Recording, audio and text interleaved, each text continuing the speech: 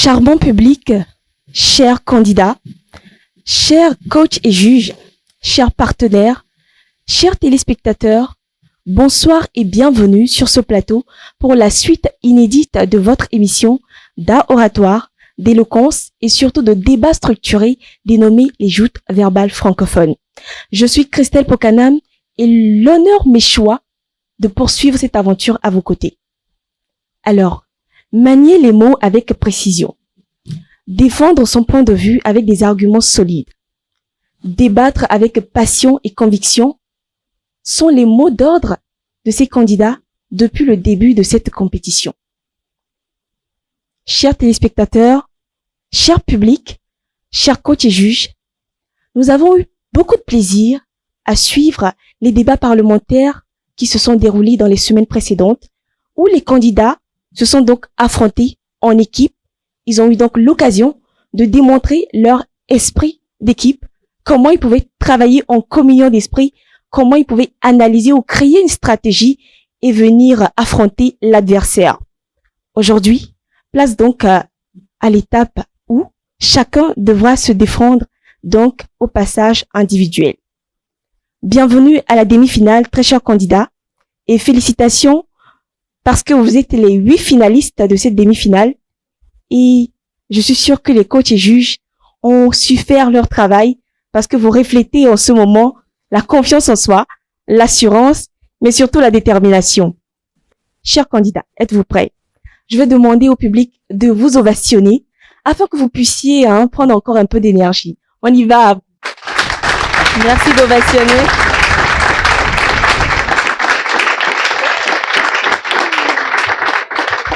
Nous avons des candidats qui sont eux-mêmes débordants d'énergie, ce qui nous rassure sur les prestations à venir. On attend, ou plutôt les coachs et juges, les téléspectateurs, le public attend de vous le meilleur. Donnez le meilleur de vous. N'attendez personne. C'est vous ou c'est vous. Il n'y aura qu'un seul finaliste. Les coachs ou juges auront la lourde responsabilité de ne choisir qu'une seule personne. Alors, que devriez-vous faire pour que ce soit vous? La balle, elle est dans votre camp. Le ton a été donné. Joute verbale francophone, le pouvoir de la parole. L'équipe Marthe Faré à l'équipe Mimi Bossou. Dans l'équipe Marthe Faré, nous aurons la candidate Ahiale Rebecca contre le candidat Tchendou Théodore. Ils auront à s'affronter sur la thématique « Avoir des amis, c'est essentiel ».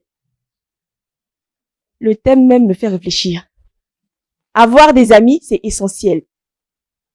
Mademoiselle Ahiale est en total accord avec cette assertion et Monsieur Théodore est total pardon. Avoir des amis, c'est essentiel ou pas? Dans les minutes qui suivent, nous allons le découvrir. J'invite donc sur les deux lutrins, Mademoiselle Ahiale Rebecca et Monsieur Tchendou Théodore sous vos ovations, s'il vous plaît.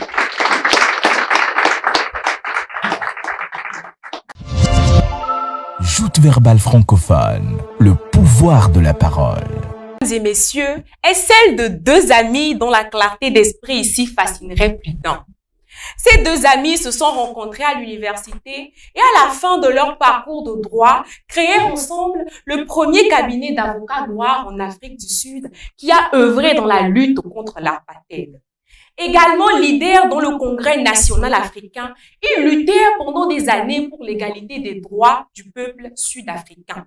Leur amitié forte survit 27 années de séparation durant lesquelles l'un était emprisonné en raison de son engagement dans la lutte pour les droits civiques des Noirs et l'autre a travaillé sans relâche et mobilisé la communauté internationale contre la ségrégation raciale. L'amitié entre ces deux jeunes hommes a contribué à la lutte pour une meilleure condition de vie des Noirs en Afrique du Sud. L'histoire que je vous ai racontée, mesdames et messieurs, est celle de Nelson Mandela et son ami Olivier Tambo. Chère assistance, charmante auditoire, bonsoir. Ce soir, la thématique pour laquelle je réponds par l'affirmatif est la suivante. Avoir des amis, c'est essentiel. Un ami est une personne avec laquelle nous partageons une relation positive basée sur l'affection, la confiance et les intérêts.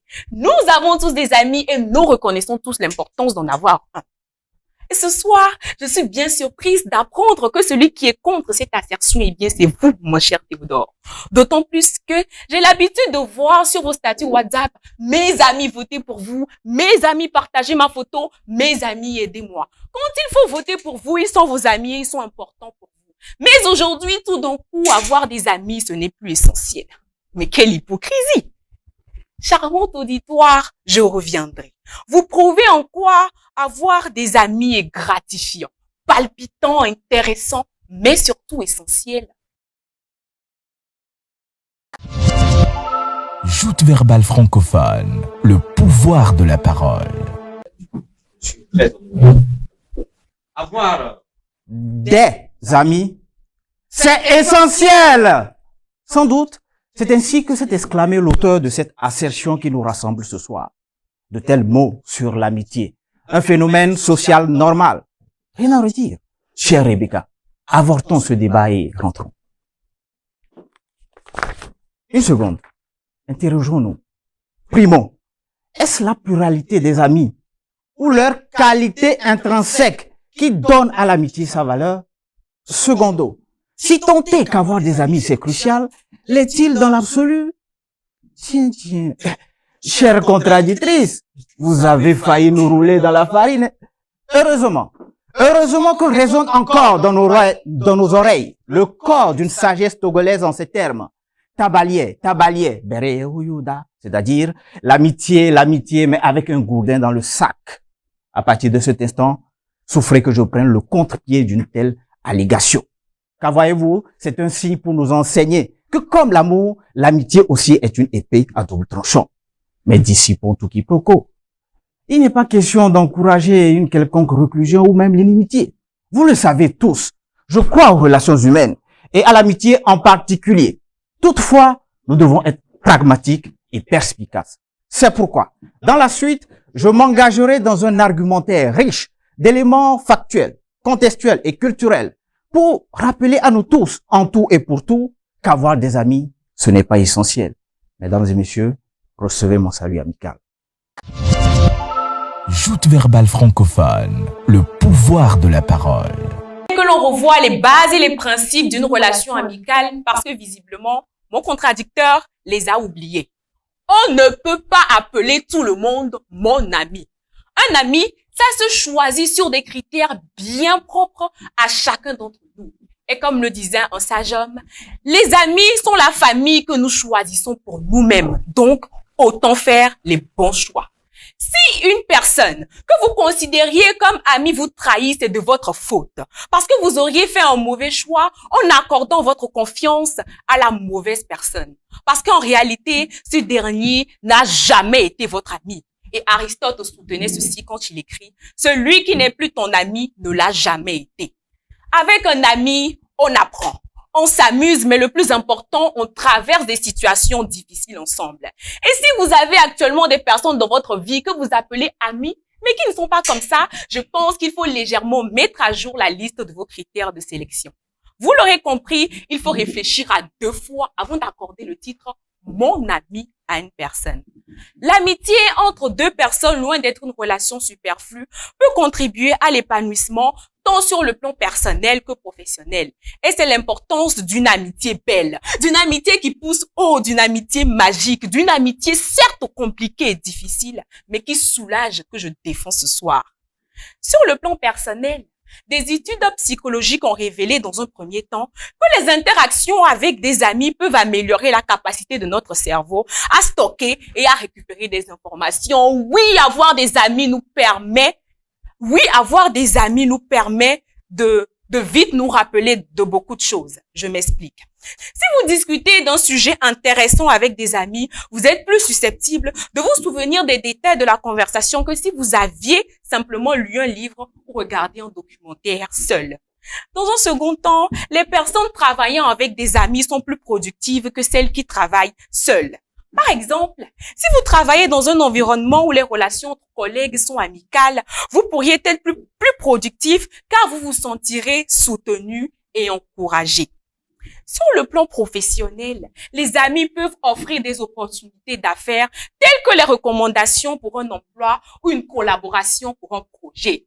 Il y a beaucoup de personnes qui ont obtenu du travail et qui gagnent dignement leur vie aujourd'hui grâce à leurs amis.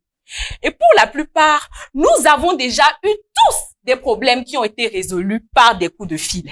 Et qui étaient au bout de ces fils? Nos amis. Nos amis constituent un réseau de soutien et de mentorat. Mais attention, il ne faut pas oublier que les relations amicales que l'on entretient ne doivent pas conduire à la corruption. Mesdames et messieurs, je le reconnais, une relation d'amitié est compliquée, éprouvante, difficile, parfois rude, comme la majorité des relations humaines d'ailleurs. Mais on ne doit pas se baser sur une seule expérience pour condamner l'amitié, mais se baser sur ses erreurs pour mieux choisir les personnes qui nous entourent et être plus vigilants. Un ami, ça se choisit. On n'appelle pas n'importe qui un ami. Sachez bien choisir vos amis prochainement, cher Théodore. Joute verbale francophone, le pouvoir de la parole. Les amis nous conseillent de garder toujours le sourire. Et après 2 bonnes prises de parole, vous n'avez même pas daigné nous gratifier d'un sourire, vous qui prétendez défendre l'amitié. Secondo, René Descartes disait, le bon sens est la chose la mieux partagée pour tous. Apparemment pas pour vous. A priori, vous avez une étroitesse de vue du sujet. Et quand vous parlez d'amis, ce n'est pas comme il y a l'idéal, il y a les idées, il y a la pratique. La vie est un chemin. Si on pouvait chacun choisir son ami conformément à ses volontés, ce serait facile. Qui, ici, n'a jamais eu cet ami qui tourne le dos, ou pire, poignarde dans le dos au moment où l'on s'y attend le moins? Qui, dans sa vie, n'a jamais vu cette personne sombrer dans le vice ou le malheur? Une chose est d'avoir des amis, une autre est d'avoir les vrais, les bons, les meilleurs.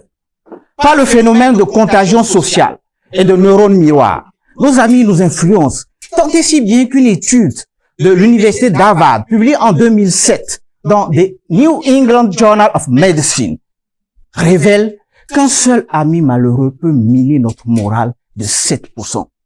Une autre étude de la même université, concernant 12 067 personnes sur 32 ans, révèle qu'un seul ami obèse peut accroître nos risques de devenir obèses de 7%. Devant ces chiffres, imaginez ce qu'il en est des amis pessimistes, sans scrupules, paresseux.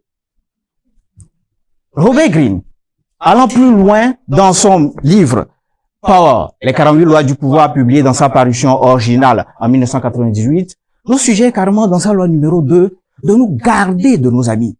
Car, soutient-il, les rapports humains sont un perpétuel jeu de pouvoir et la société son arène. Nos amis, dans cette quête, sont plus à même de nous trahir. Et de conclure, nous avons plus à craindre de nos amis que de nos ennemis. Confucius ne dit pas mieux. Confucius ne dit pas mieux en distinguant les types d'amis. Vous voyez, c'est la qualité de nos amis qui importe et non leur pluralité. Pour autant, qu'en est-il des États, des organisations et des entreprises? Depuis longtemps, nos pays, au nom de l'amitié, ont interagi avec des peuples tiers ou des puissances étrangères.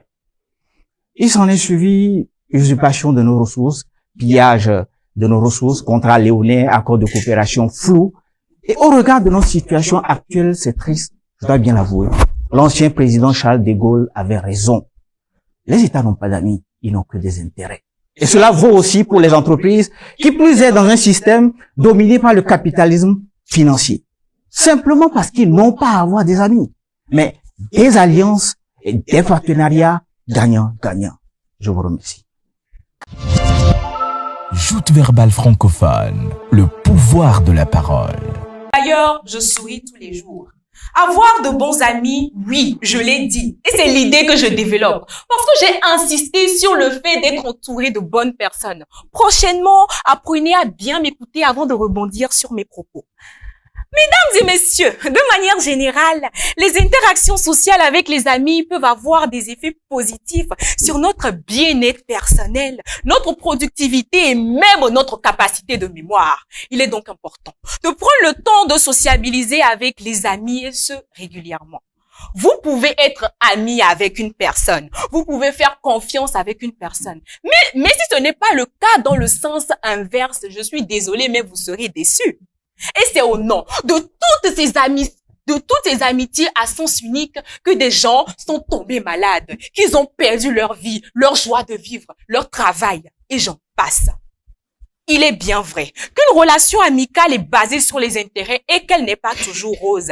Mais il faut apprendre à trouver cet ami-là qui ne piétine pas les autres pour assouvir sa soif. Cet ami qui prime la communication, mais le plus important, cet ami qui vous donnera de manière équitable autant qu'il reçoit de vous. C'est en cela que l'on reconnaît une réelle relation d'amitié. Chers contradicteurs, voyez, je continue de sourire en parlant.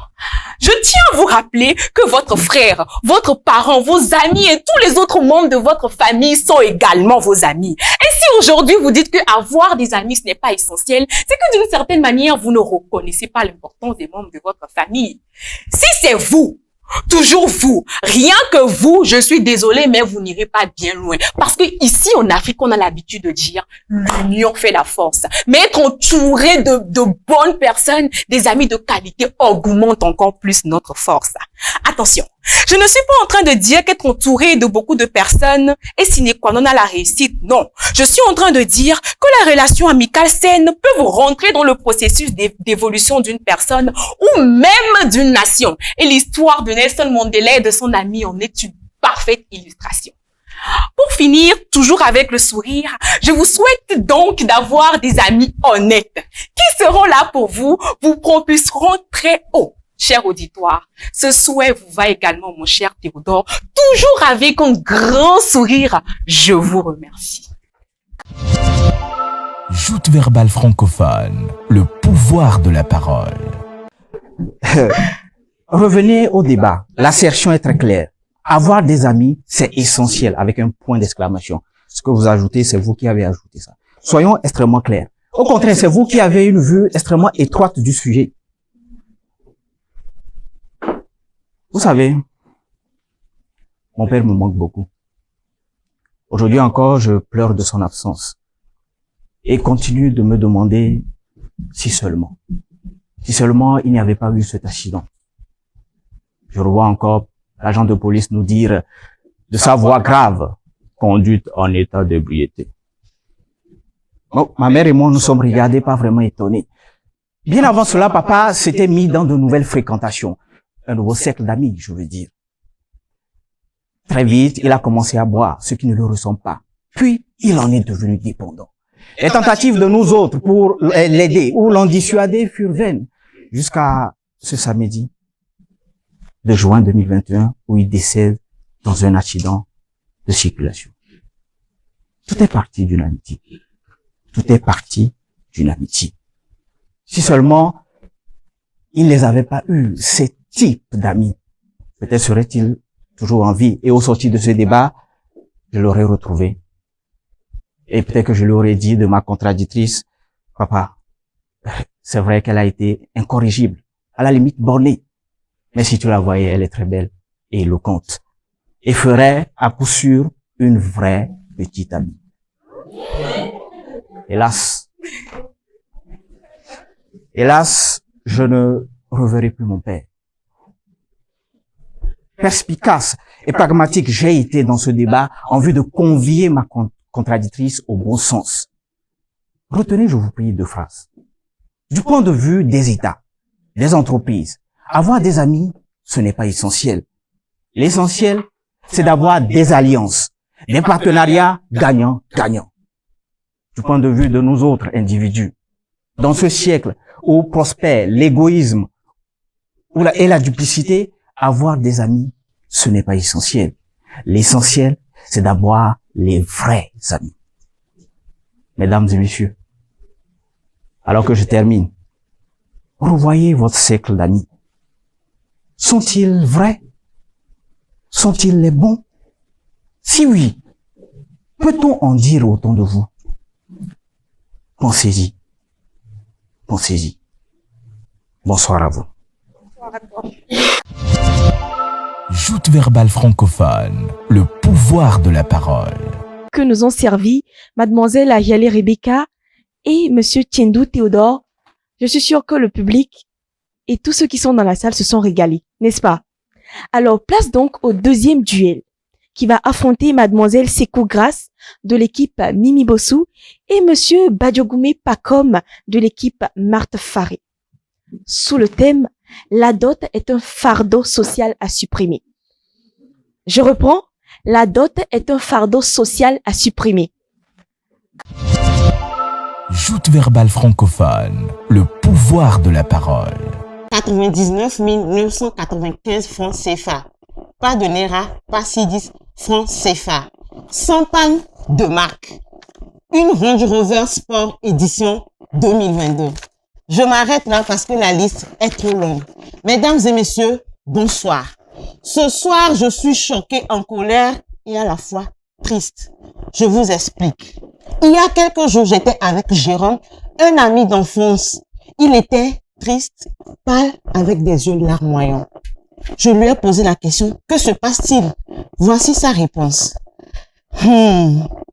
Lidao, toi qui es juriste, dis-moi s'il n'y a pas moyen de contourner cette fichue dot. Fichue dot? Fait Jérôme me fait savoir qu'il a décidé d'unir sa vie à Ariel qui est sa dulcinée.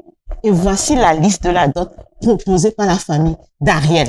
Et toutes les tentatives pour la réduire ont toutes échoué. Et cette situation crée un conflit entre les deux familles. J'ai consolé mon ami et il est rentré. Mesdames et messieurs, dans un contexte africain, la dot est un ensemble de présents en espèces ou en nature que le jeune fiancé apporte à la belle famille avant de d'épouser la fille. Mais aujourd'hui, le caractère cupide et véreux de certaines familles les conduisent à des dérives avec des listes aussi faramineuses que le cas d'Ariel. Et le législateur togolais, pour contrôler cela, dans le Code des personnes et de la famille, en son article 56, caractérise la dot de symbolique et l'élève à une somme de 10 000 francs. Mais hélas, rien ne change. Et c'est pour cela que nous disons que la dot est un fardeau social à supprimer. Et je veux vous démontrer pourquoi est-ce que la dot est un fardeau et pourquoi est-ce que nous devons la supprimer. Bien évidemment, mon adversaire se doit de contre-attaquer avec des arguments tout aussi ridicules que fallacieux. Joute verbale francophone, le pouvoir de la parole. Honorable membre du jury, très cher auditoire, bonsoir. La dot est un fardeau social à supprimer. Voilà un thème très pertinent, mais surtout très délicat. Et je remercie ma très chère contradictrice de me permettre d'en débattre aujourd'hui, car je réalise que beaucoup ne savent pas pourquoi certaines pratiques sont instaurées dans nos sociétés.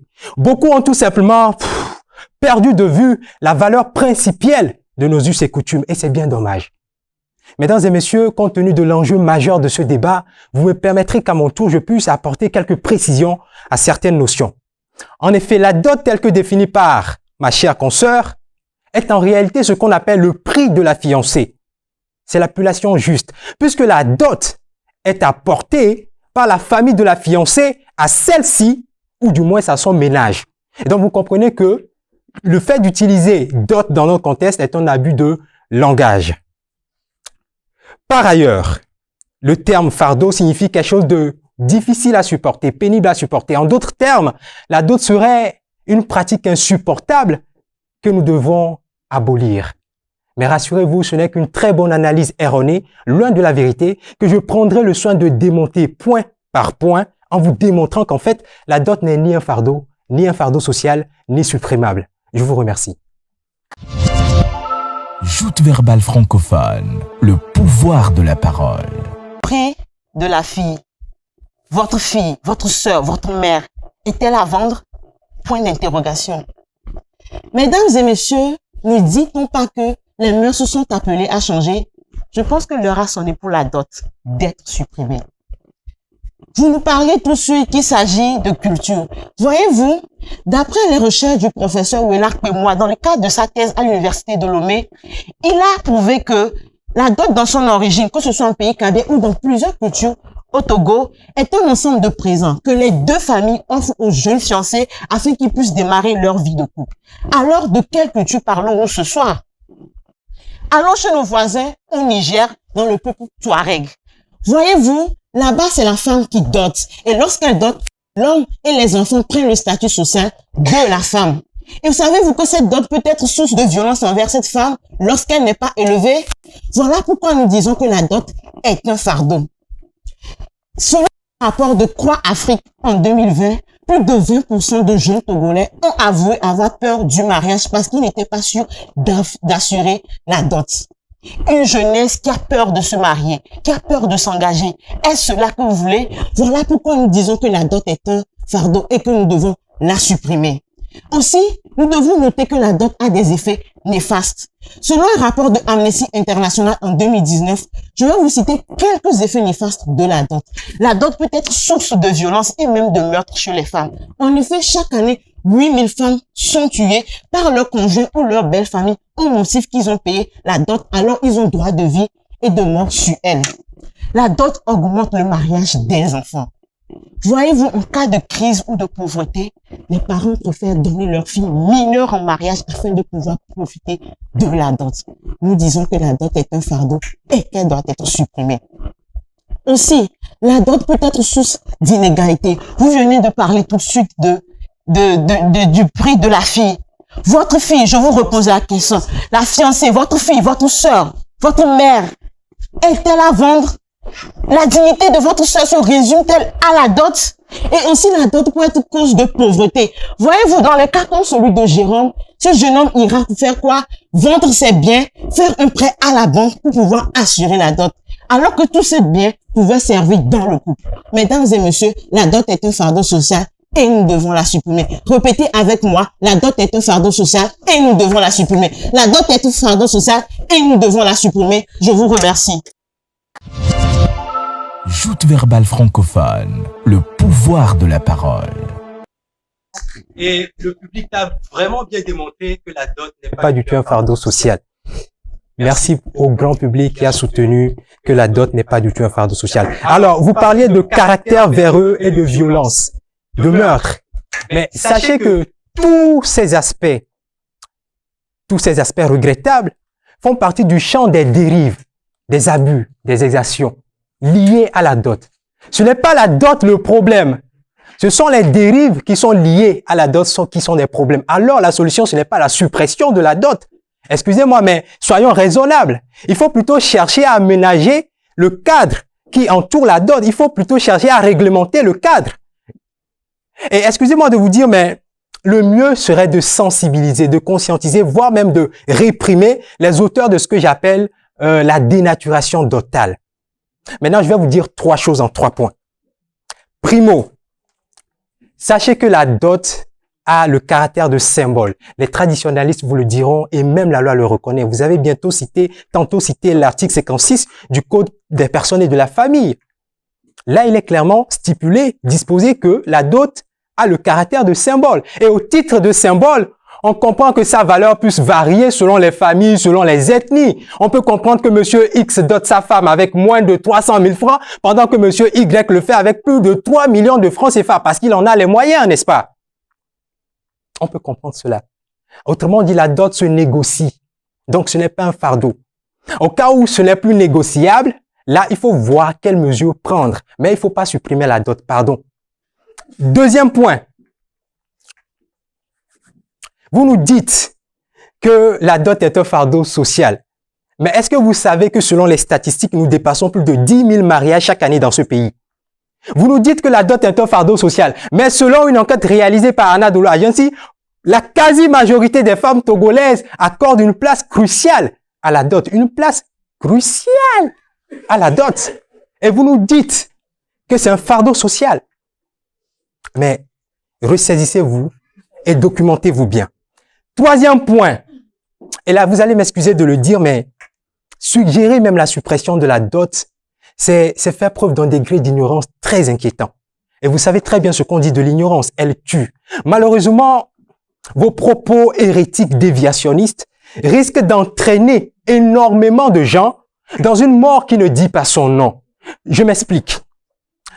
vous n'êtes pas sans savoir que dans notre contexte africain, la spiritualité occupe une place très primordiale, très cruciale.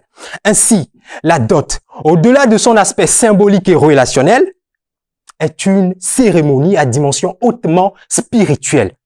En effet, l'union de deux êtres qui s'aiment naturellement implique directement l'union de deux familles, et donc l'union des égrégores de ces deux familles, c'est-à-dire l'alliance des forces invisibles de ces deux familles. Je répète, la fusion des énergies spirituelles de ces deux familles. Et par conséquent, il y a des rituels, des prières adaptées pendant ces cérémonies que vous ne devez pas négliger. Ces prières qui servent à établir une certaine harmonie spirituelle pour les futurs époux. D'ailleurs, l'islam, l'hindouisme, le judaïsme en font une prescription très stricte.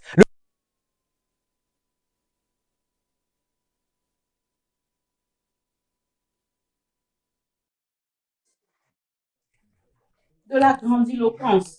Cela vous va bien, cher adversaire. Merci. Mais ça ne résout pas le problème. Et puis, de quoi parlons-nous? Nous parlons de la dot ou de la spiritualité. Voyez-vous, cher adversaire, vous disiez que la dot n'est pas le problème. Alors je vous pose la question, c'est quoi le problème? Vous ne l'avez pas dit. Et quelle est la solution? Vous ne l'avez pas non plus dit. Ma grand-mère m'enseignait que si vous tentiez d'expliquer quelque chose à quelqu'un et que son salaire dépend de cette chose, si ça ne l'arrange pas, il ne comprendra pas. Mais soyez rassurés, ce soir, vous allez comprendre la vérité qui vous affranchira. Et la vérité ce soir, elle est claire et nette. La dot est un fardeau social qu'on doit supprimer et nous allons la supprimer.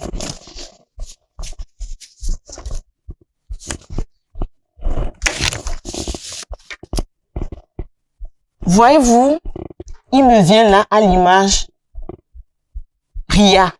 Ria est une nouvelle-née indienne que j'ai vue dans un documentaire qui a été étouffée par sa tante et sa grand-mère. Ria était la 4e fille de ses parents et ses parents étant pauvres n'étaient pas sûrs de pouvoir un jour assurer sa dot. Alors ils l'ont étouffée. Je pense aussi à cette femme qui est venue dans ce centre d'aide aux victimes de violences basées sur le genre où je faisais mes premiers pas de juriste. Elle était battue, violentée par son mari qui invoquait la forte dot qu'il a payée pour pouvoir lui faire subir tout ce qu'il voulait. Je pense aussi à ce jeune homme qui se plaignait que malgré qu'il soit divorcé, ils doivent continuer par payer le prêt qu'il a fait à la banque pour pouvoir doter son ex-épouse. La dot, au nom de laquelle des femmes sont battues, violentées et même tuées. C'est cela que vous voulez faire perpétuer? La dot, au nom de laquelle les jeunes ont peur du mariage, souffrent et coulent sous des dettes. C'est ce que vous voulez faire perpétuer? La Déclaration universelle des droits humains, en son article 1er, dit, je cite, « Tous les êtres humains naissent libres et égaux en droit et en dignité. » Je répète, tous les êtres humains naissent libres et égaux en droit et en dignité. Je répète une fois encore, tous les êtres humains, peu importe leur sexe, leur origine, leur race et que sais-je encore, naissent libres et égaux en droit et dignité. Alors pourquoi est-ce que si Kofi veut se marier à Afi, il doit payer une quelconque dot? Pourquoi est-ce que si Ria veut se marier à Raj, il doit payer une quelconque dot? Alors, pourquoi est-ce que nous devons réduire la dignité de nos sœurs, de nos mères, de nos filles à une soi-disant dot? Quoi de la spiritualité? Ce soir, cette jeunesse a décidé de changer le cours de l'histoire. Voilà pourquoi nous disons non au joug de la dot, non au poids de la dot, non au fardeau de la dot, car tous les fardeaux ne sont pas bons à supporter.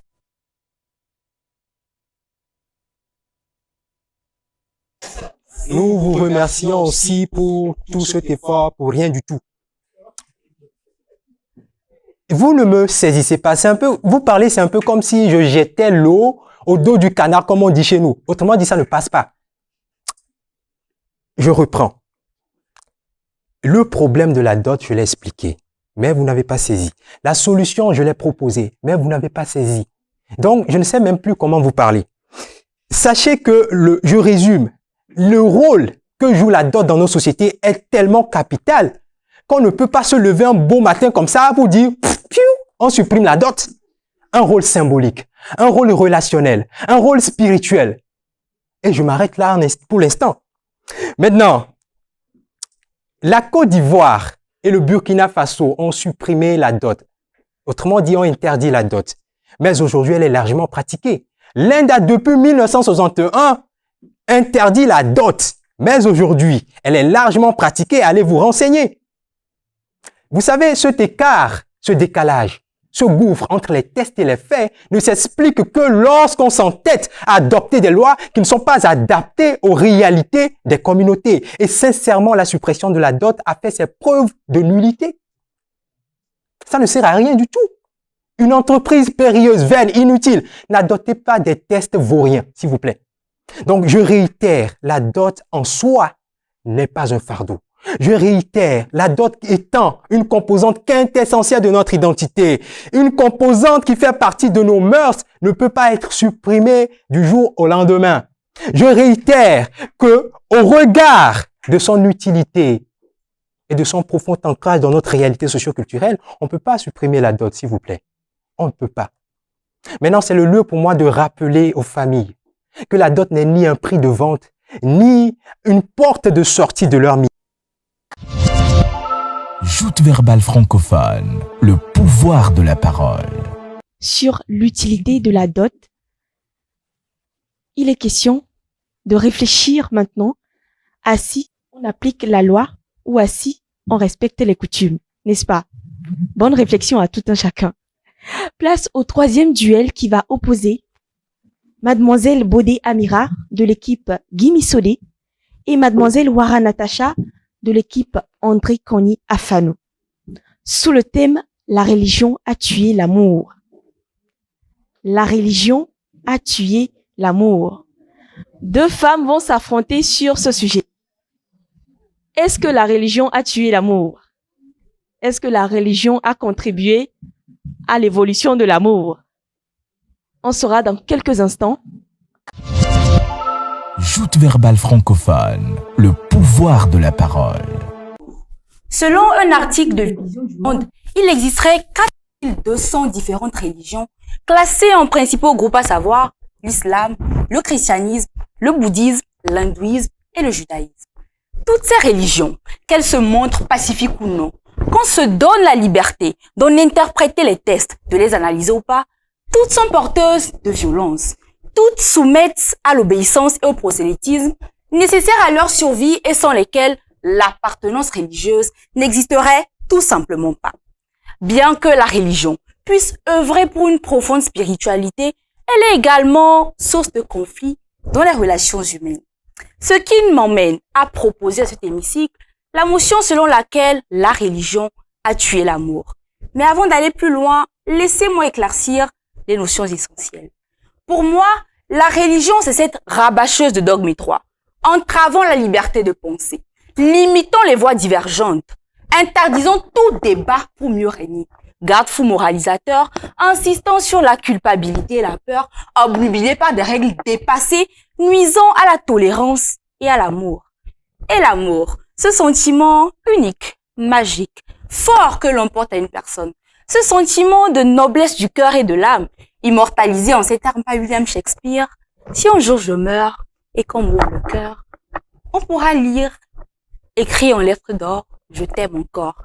Pourtant, la religion tue l'amour, hélas. En d'autres termes, les croyances et pratiques religieuses nuisent à l'expression de l'amour.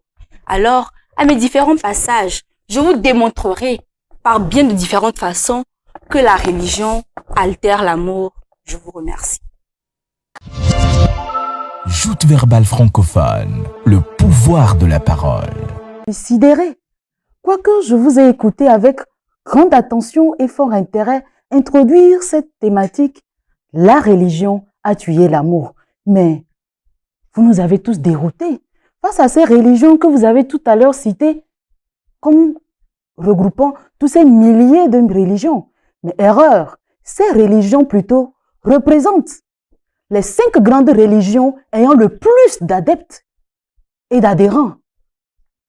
Car voyez-vous, vous avez introduit cette thématique. La religion a tué l'amour, selon vous.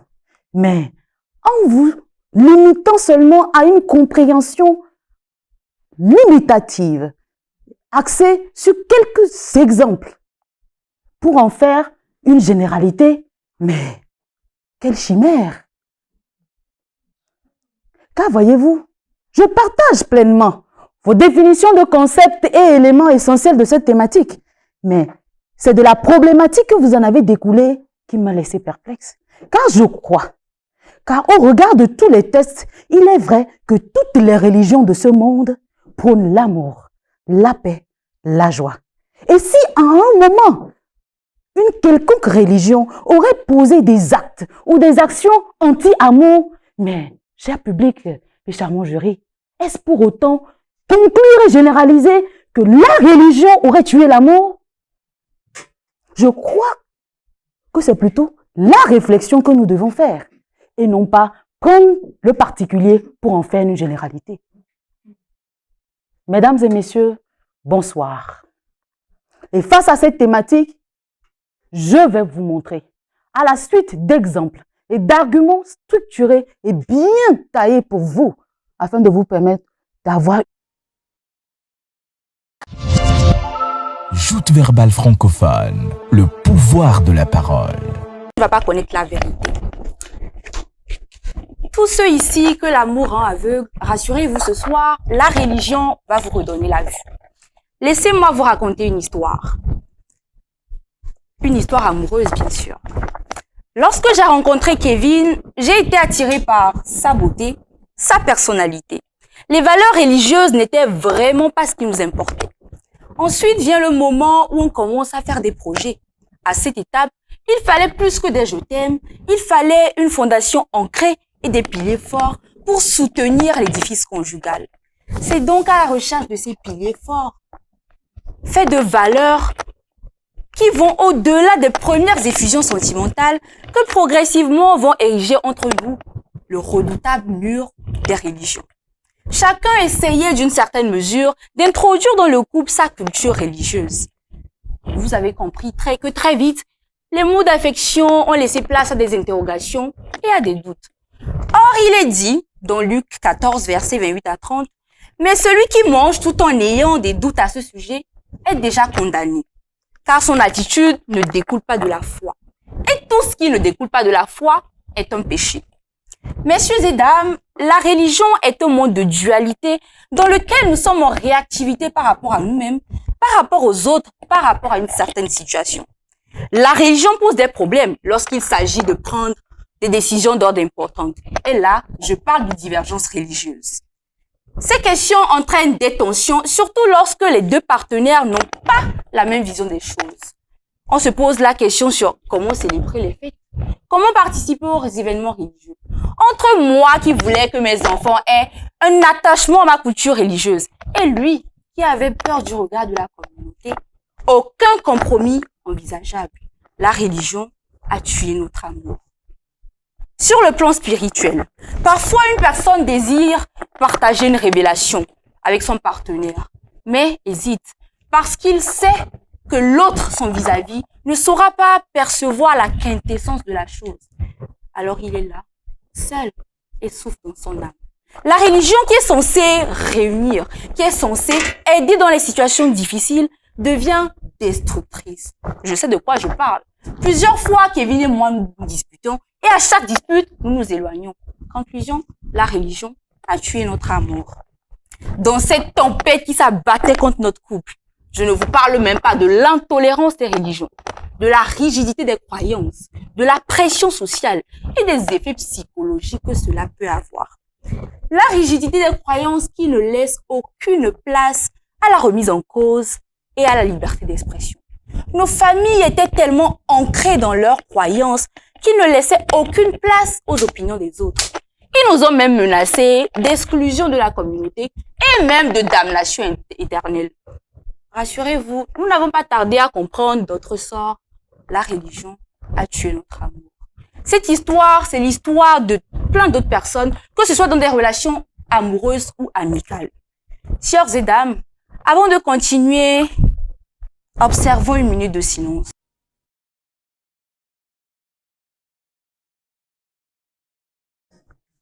Mais Très contradictrice. je suis étonnée que tout votre argumentaire ne soit axé que sur l'aspect amoureux et surtout l'amour éros. Car voyez-vous, l'amour a 3 dimensions existentielles, à savoir l'amour agapé, l'amour philéa et l'amour éros. Et où chacun respectivement désigne agapé, l'amour divin, inconditionnel que nous manifestons et dont nous faisons preuve à tout individu, et celui dont nous bénéficions de l'être divin.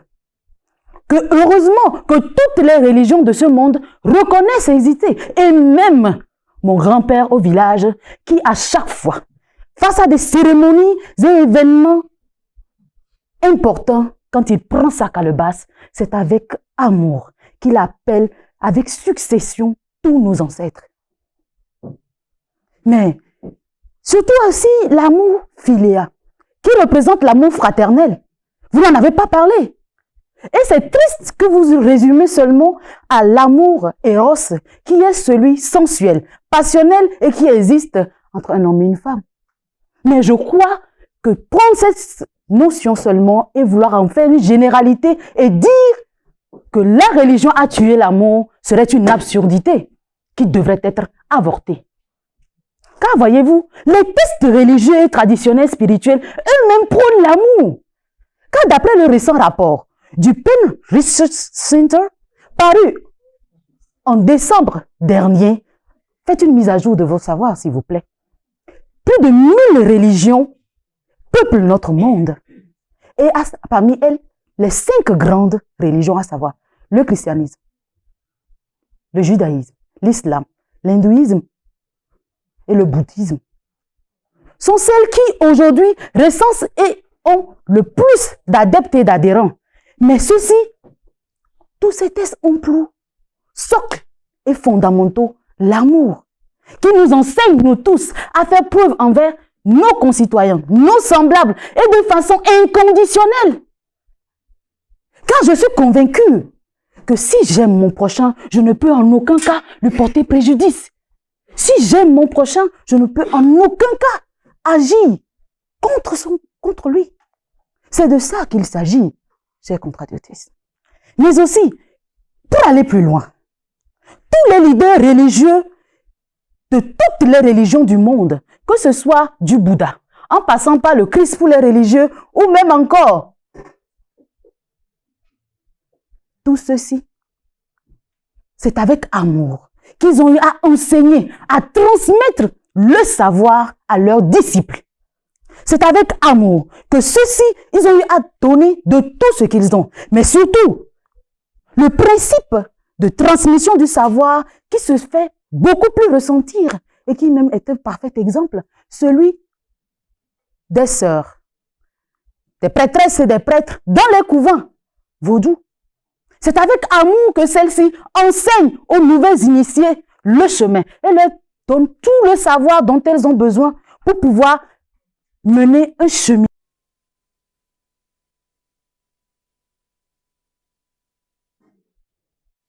Merci pour cette belle leçon sur l'amour. Je suis navrée de vous dire que vous ne m'apprenez rien du tout. Cupidon, à vous entendre, vous céderez sa place à coup sûr. Ce soir, tout semble valider ma motion. Alors même que la religion est arrivée à se mettre, l'amour a pris la poudre d'escampette en partant par la porte au fond. En effet, alors que la religion devrait être une source d'inspiration pour l'amour et la compassion, elle impose des règles strictes, non négociables et des attentes sociales qui étouffent l'amour. La pression sociale, les règles, les lois qui constituent des barrières à l'autonomie et la liberté, ce qui entraîne des tensions et des conflits au sein des communautés. Comme je le disais tantôt, si vous êtes pressé, vous n'allez pas savoir la vérité. Convergence de religion et conflit de valeurs. Les croyances religieuses entrent en conflit avec les valeurs personnelles de l'individu. Même ceux qui partagent la même appartenance religieuse ne partagent pas nécessairement les mêmes opinions, hélas. L'hypothèse selon laquelle deux personnes qui appartiennent à la même profession religieuse s'attendraient plus est erronée. Par exemple, des religions condamnent le mariage homosexuel, ce qui se reflète d'ailleurs dans les politiques sociales, ce qui semble a priori être une incitation à l'amour. Qui ne connaît pas un évangélique qui a des opinions qui diffèrent de celles de son église quant au sujet du mariage homosexuel ou sur des sujets comme l'avortement, les interruptions de grossesse. Qui ne connaît pas un catholique ou musulman qui pense que le contrôle de naissance ou le divorce est acceptable moralement? Conséquence, sempiternel conflit qui emmène à l'incitation à la haine. Les effets psychologiques, parlons-en. En Afrique, on n'en parle pas assez. Face à tout ceci, dépression, anxiété. Joute verbale francophone, le pouvoir de la parole. C'est de l'hypocrisie, vous jouez. Car voyez-vous, nous sommes tous ici. Au moins, nous avons été témoins d'un mariage, d'un couple, d'une relation qui a été sauvée grâce à l'intervention d'un religieux qui, là-bas, s'est retrouvé jouer comme un avocat pour conserver l'amour. Sans compter combien, de nos jours, sur 3 samedis sur 4, des mariages sont célébrés. Et qui sont ceux qui officient? Qui sont ceux qui consacrent? Qui sont ceux qui unissent et bénissent afin de pouvoir rendre fécond, prospère ces unions? Mais, très cher, voyez combien la religion n'a aucunement tué l'amour, mais plutôt celle-ci l'enseigne. Celle-ci, l'amour est pour toutes les religions un socle, un pilier fondamental sur lequel toutes les religions, je dis bien, utilisent pour pouvoir véhiculer leurs préceptes, leurs enseignements. La religion est la valeur sûre, la vertu fondamentale, indispensable, que chacun de nous doit prôner pour pouvoir effectuer un voyage, une transcendance, pour accepter et expérimenter l'invisible, le divin, afin de pouvoir dompter et mieux comprendre son éternel destin. Mais vraiment, je suis sidéré. Et je vous répète, cette motion, cette thématique n'a aucunement sa place. Et qu'en aucun cas, la religion a tué l'amour. Et c'est à juste titre.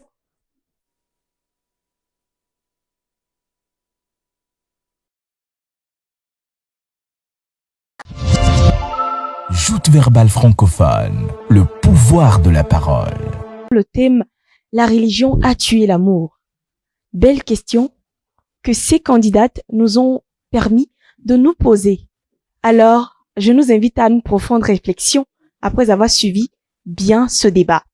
J'aimerais rappeler qu'au terme de cette compétition, donc de ces duels de ce soir, les coachs et juges auront la lourde responsabilité de ne choisir qu'un seul candidat avec lequel ils iront en finale. Chers candidats, félicitations déjà et au restant, bonne chance. Alors, 4e et dernier duel vont s'affronter Monsieur Doblé Kossi Grasse de l'équipe André Kani Afanou, opposé à Mademoiselle Ndiaye Binta de l'équipe Guy Missoli. Sous le thème « L'égalité genre sera un chaos ». Joute verbale francophone, le pouvoir de la parole. Nous sommes aujourd'hui face à une thématique qui est à la fois sensible, pertinente et complexe. Elle s'énonce comme suite: l'égalité genre sera un chaos. Vous l'aurez compris, il est question de l'égalité des sexes, l'égalité entre hommes et femmes dans les diverses sphères de la société. Et je dois vous dire que vous n'imaginez pas combien grande est ma joie de savoir que l'honneur est mien ce soir de me prononcer sur un sujet comme celui de l'égalité genre. Mais surtout, content de savoir que cet échange se fera avec une dame et pas n'importe laquelle. Je profite de l'occasion pour dire merci à Madame Ndiaye d'avoir accepté faire ce débat face à moi. Alors, une fois que j'ai dit ça, il me semble qu'à présent, nous pouvons rentrer dans le débat. Et d'entrée de jeu, j'aimerais qu'à la fin de ce débat, nous puissions tous comprendre une chose. C'est que cette notion d'égalité genre présente, il faut avoir le courage et l'honnêteté de le dire, présente certaines ambiguïtés qui peuvent générer des troubles lorsqu'un certain nombre de facteurs ne sont pas pris en compte. Et s'il y a une précision que je peux déjà faire, c'est que l'égalité entre hommes et femmes, c'est autant en termes de droits que de devoirs. Et dans les deux cas, elle peut présenter dans certaines situations ou dans certaines communautés des bémols qu'on pourrait qualifier de chaos ou d'anarchie pour notre société. Mais avant de vouloir étayer davantage mes argumentaires, permettez, mesdames, messieurs, de vous dire bonsoir.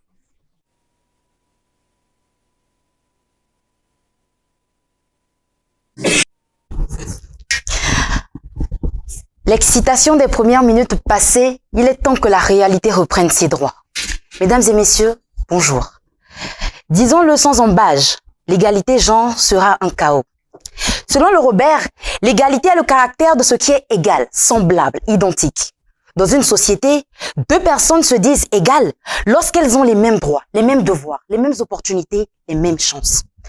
En ce qui concerne le genre, il est important de distinguer l'ensemble des caractéristiques biologiques et physiologiques qui mettent la différence entre l'homme et la femme et l'ensemble des caractéristiques culturelles qui ont été forgées tout au long de l'histoire des relations sociales entre les sexes. En effet, les concepts masculins et féminins sont des catégories de genre et sont propres à chaque société, alors que les hommes et les femmes sont des catégories de sexe. Pendant longtemps, la société a attribué aux hommes et aux femmes des rôles, des comportements, des activités, donnant naissance à des inégalités aux conséquences négatives, parmi lesquelles la discrimination, les violences physiques et verbales, le harcèlement. Afin de remettre en cause ces inégalités et d'y remédier, l'égalité genre en tant que concept a vu le jour. Si nous appréhendons le chaos comme un état de désordre pouvant se manifester à différents niveaux, alors soutenir que l'égalité genre sera un chaos revient tout simplement à dire que le fait de chercher à réduire ces inégalités créées par la société entre les hommes et les femmes n'en vaut pas la peine, puisqu'à la longue, cela élargirait les fossés d'inégalité et serait source de désordre. Nul besoin de vous dire que cette motion est juridiquement indéfendable, politiquement inacceptable, économiquement insoutenable. Mais comme les règles des JVF l'obligent, permettons à M. Deblé d'essayer de se défendre. Sur ce, M. Deblé, à vous la parole.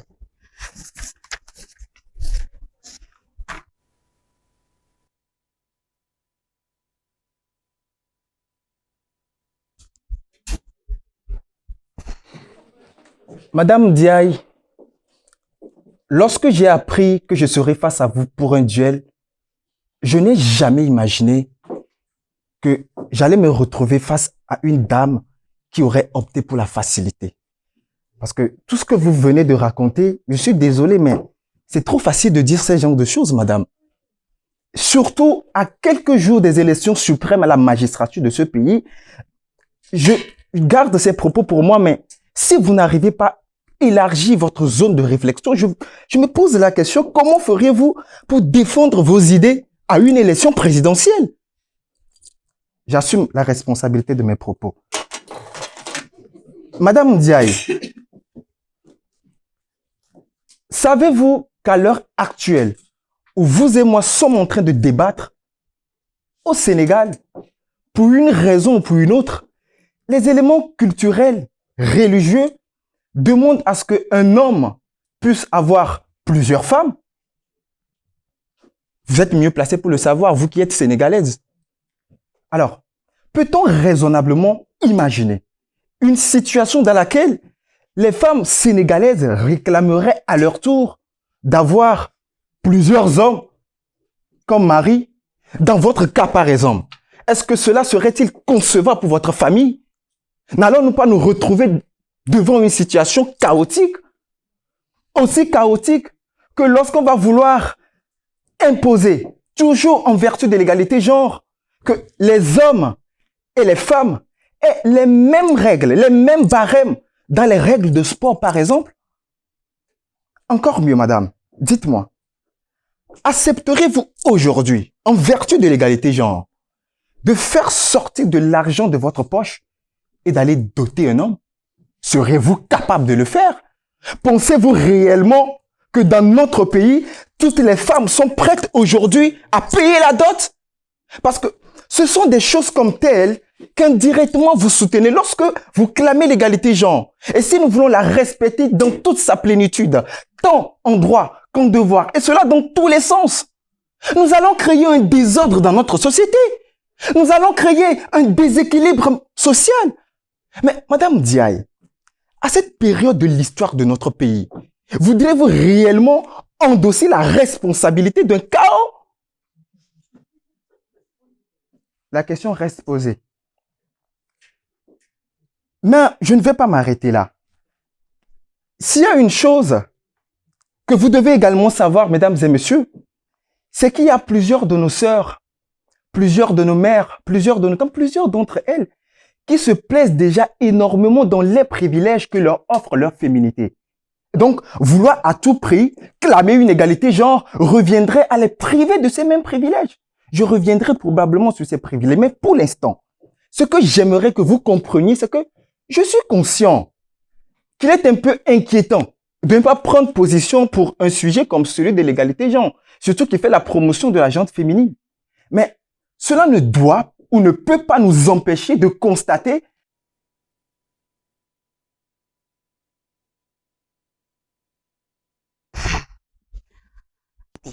Et lorsque les uns autant que les autres s'en inspirent, c'est notre société qui est en danger. Monsieur Doblé, il n'y a qu'une personne qui aime la facilité qui reconnaît sa camarade. De deux, je suis Binta Ndiaye. Je suis sénégalo-togolaise. Le débat sur l'égalité se passe au Togo. Laissez le Sénégal à part. Mesdames et messieurs, quand nous parlons d'égalité genre, à aucun moment cela n'a induit que les hommes et les femmes deviendront identiques. Non. Dans notre contexte, la dot, c'est pour les hommes. Ne me demandez pas de payer votre dot. Bon. La répétition étant l'art de la pédagogie, permettez-moi de revenir sur ce qu'est l'égalité genre. Par égalité genre, on entend l'état où il est possible aux hommes et aux femmes de bénéficier des mêmes chances, d'un accès égal aux mêmes ressources dans la vie quotidienne, au niveau familial, sur le marché de l'emploi, au niveau des responsabilités politiques. Malheureusement, si c'est simple sur le papier, dans la vie de tous les jours, c'est cruellement compliqué. Pour cela, certaines mesures, certains outils comme la parité, la mixité, l'équité, la discrimination positive ont été élaborés. Cher auditoire, c'est grâce à la parité que chaque sexe est représenté dans certaines institutions à égalité. C'est grâce à cet outil que les femmes peuvent disposer des garçons. Là encore, il y a du travail à faire. C'est en partie grâce à cette parité que le 16 janvier 2006, Ellen Johnson est devenue la première femme présidente élue en Afrique. Que le 7 avril, Joyce Banda a pris les rênes du pouvoir au Malawi. Que Samia Hassan dirige et dirigera la Tanzanie jusqu'en 2025. En aval, si aujourd'hui nous déplorons que ce sont les droits des femmes qui sont les plus mis en avant, c'est parce qu'en amont, ce sont ces femmes qui ont le plus œuvré et qui continuent de s'opposer aux inégalités dans la société. Prenons le cas des violences physiques qui généralement sont d'ordre conjugal. Amnesty International rapporte qu'en Afrique du Sud, tous les 6 heures, une femme est tuée par son compagnon. Au Kenya, le procureur général déclare que la violence conjugale était à l'origine de 47% des homicides. Au Maroc, le Haut Commissariat au Plan note un taux de prévalence de ces violences dépassant les 50%. Et comme si le tableau n'était pas suffisamment noir, l'UNICEF vient enfoncer le clou. Selon l'UNICEF, c'est au moins 2 millions de filles et de femmes vivant aujourd'hui qui ont subi des mutilations génitales féminines. Toujours selon l'UNICEF, 7,5 millions de femmes sont mariées par an. Or, du côté des hommes, des mariages avant 15 ans sont quasiment inexistants. Autant de chiffres qui mettent à mal les efforts mobilisés dans la lutte pour l'atteinte à l'égalité. Le chaos, ce ne sera pas l'égalité genre. Le chaos, ce sera plutôt nos mentalités, le sous-développement économique, l'analphabétisation des femmes. Le chaos, ce sera la prévalence de patriarcat. Et enfin, ce sera les personnes qui pensent comme mon contradicteur. Je vous remercie. Joute verbale francophone, le pouvoir de la parole. Je joue pour l'agressivité. Voyez par vous-même comment vous transpirez. Mais jusque-là, personne n'a été poursuivi. En plus, merci pour votre belle lecture. Mesdames, Messieurs, je vais devoir poursuivre. Je parlais tantôt d'un certain nombre de privilèges qui peuvent être retirés aux femmes à force de vouloir à tout prix clamer une égalité genre. À titre d'illustration, dites-moi, est-ce que peut-on raisonnablement admettre qu'au nom de l'égalité genre, qu'une entreprise de cimenterie exige dorénavant que ces camions de ciment soient déchargés par des femmes? Ou devrons-nous dorénavant, toujours au nom de l'égalité entre hommes et femmes, réduire la durée de congé de maternité des femmes pour qu'elle soit au même niveau que celle des hommes, 2 semaines au lieu de 3 mois? Ou devrons-nous plutôt augmenter celle des hommes pour qu'elle soit au même niveau que celle des femmes? Dans le premier cas, n'allons-nous pas mettre en péril la santé de toutes ces femmes? Et dans le second cas, cela ne serait pas contre-productif pour le chef d'entreprise de voir la majorité de ses employés hommes avoir une durée de paternité aussi longue, 3 mois? Le débat est assez simple, Madame Binta. Et pourtant, tout ce que vous défendez est pareil à ces genres d'affirmations. Mesdames, Messieurs, il faut que nous comprenions une chose. Il y a des choses que la femme fait et que l'homme ne fait pas, et vice-versa. Et donc, pour aucune raison, nous ne devons pas forcer une égalité genre dans ces choses. Ce serait un désastre. Mais c'est un autre aspect de la thématique qui me sidère complètement et qui m'amène d'ailleurs à me demander si Madame Ndiaye défend ses droits et celui de ses consorts ou plutôt qu'elle s'efforce à les étouffer. Parce que nous sommes dans une compétition où vous, Madame, vous avez un certain nombre d'avantages que nous, en tant qu'hommes, nous n'avons pas. En plus d'être en lice pour le prix du meilleur orateur de l'année, vous, ainsi que tous vos autres collègues, avez la chance de décrocher de surcroît le trophée de la meilleure femme de la compétition. Une discrimination positive, vous l'avez dit, d'accord. On a dit, c'est pour une bonne cause, c'est pour encourager la gente féminine. Alors, allons-y. Voilà qu'aujourd'hui, vous revenez nous crier à l'oreille, égalité genre. L'hôpital se fout de la charité.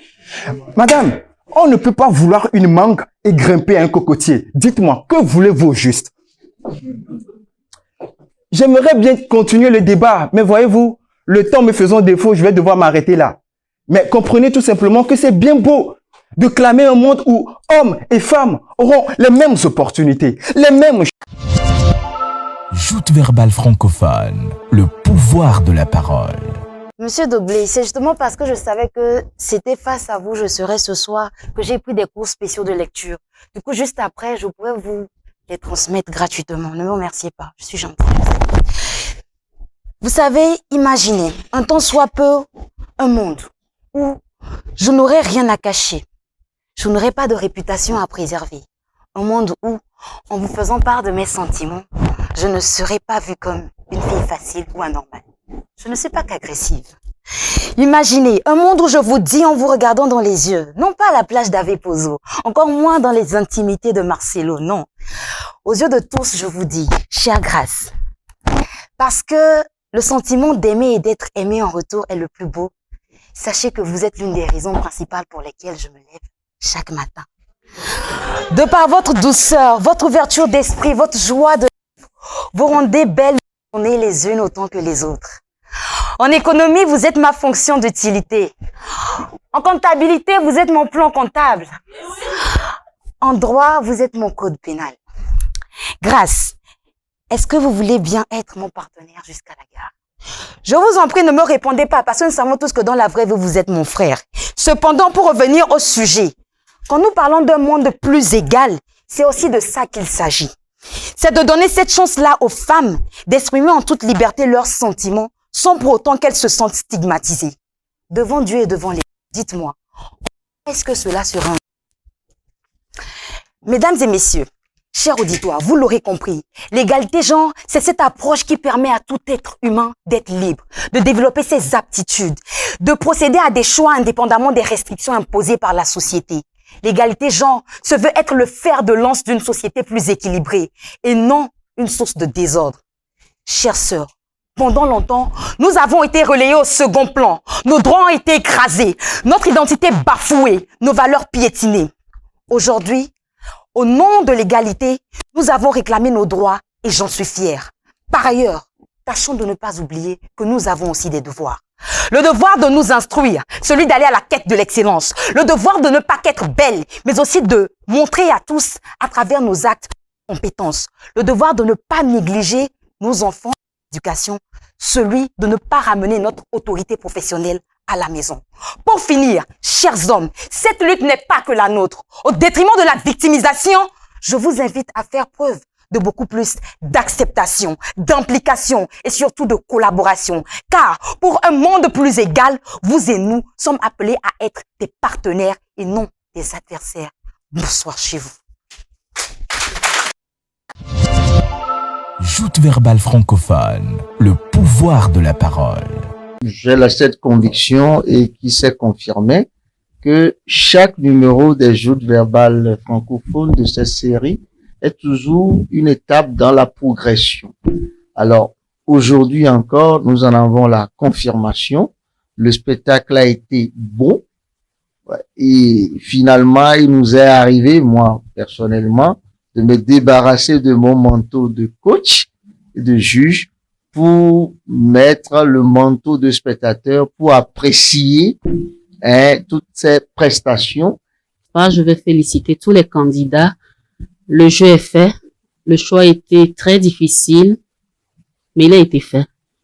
Heureusement qu'on l'a fait ensemble, sinon je suis sûre qu'on serait encore là à ne savoir qui choisir, quoi. Je ne sais pas, ça a été un moment très difficile pour moi ce soir de vivre l'instant choix, mais ça, c'est la règle du jeu. Il faut forcément une personne pour continuer dans chaque équipe.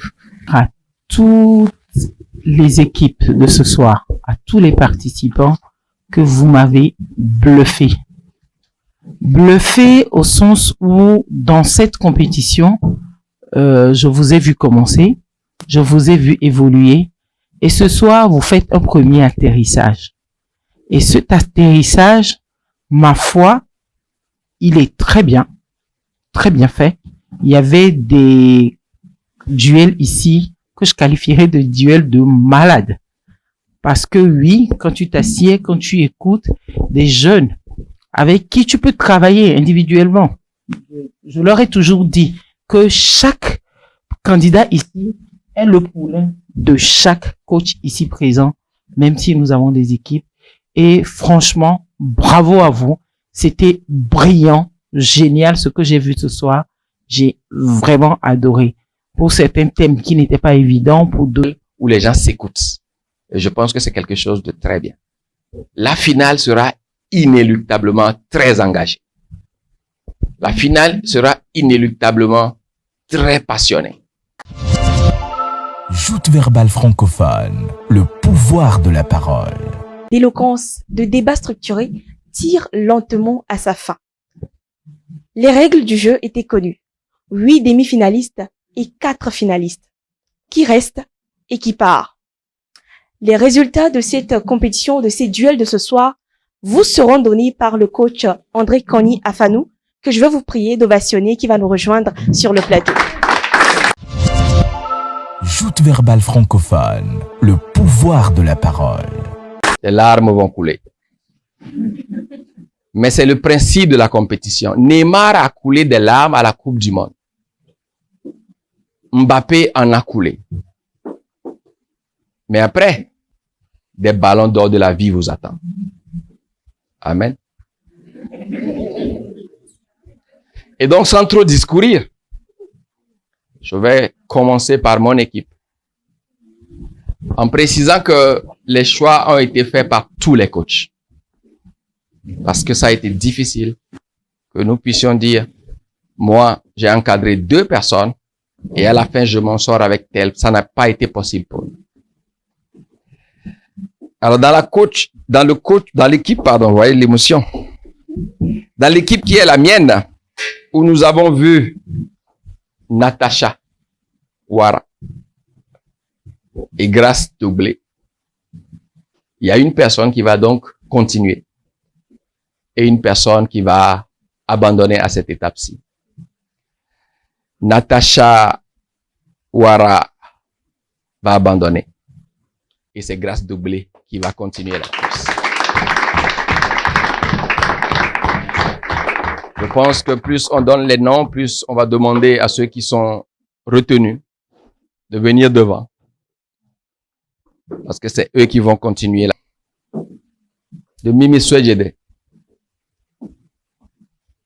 Et pendant que je vais annoncer que Théodore ou Grâce ou Théodore, que quelqu'un parmi vous deux va continuer et que la deuxième personne va devoir l'encourager pour la finale. Il a été suggéré, décidé, que ce soit Grâce qui continue et que Théodore l'encourage pour la finale.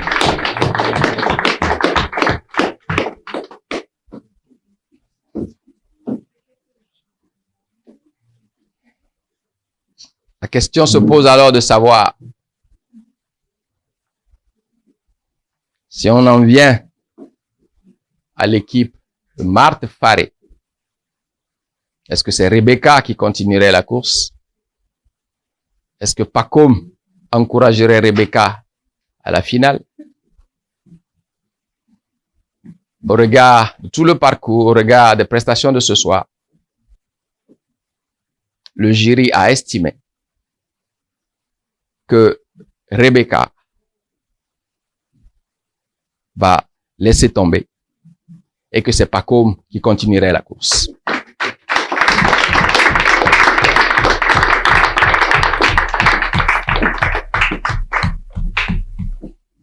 The last but not the least, l'équipe de Guy Missore. Nous avons vu s'affronter avec d'autres candidats, Binta Diagne et Amida Bodé, avec beaucoup d'énergie toutes les deux. Mais la règle demande que ce soit l'une d'entre vous qui continue. Amida Bodé, Binta Diagne. Binta Diagne va donc continuer.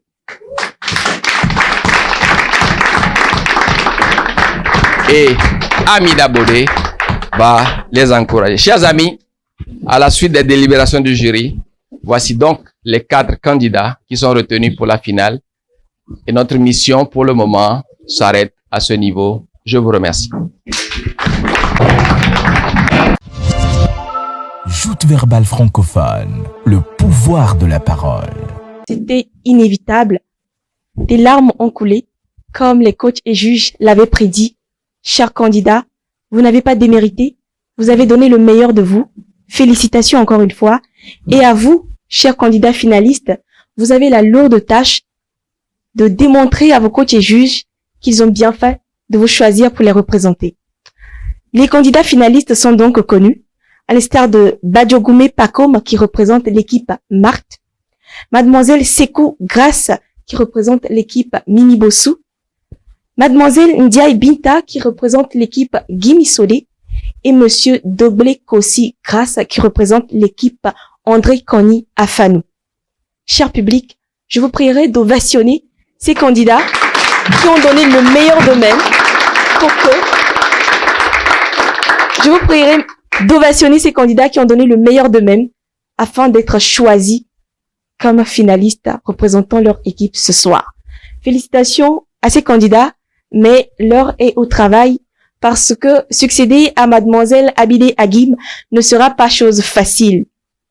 Il est donc temps pour vous de lutter pour être le meilleur orateur de cette 8e édition ou la meilleure oratrice de cette 8e édition. Chers candidats, encore une fois, félicitations. À vous, téléspectateurs qui nous suivent, les résultats sont connus, les finalistes sont connus. Je pense qu'on va se donner rendez-vous à la finale, le 8 avril 2023, à l'Institut français du Togo, dans le but de voir, au travers des débats contradictoires, encore une fois, qui mériterait de succéder à Mademoiselle Abidé Agim, la championne en titre de cette compétition d'art oratoire, d'éloquence et de débats structurés et joutes verbales francophones. Je vous dis bonsoir chez vous et à très vite. Merci.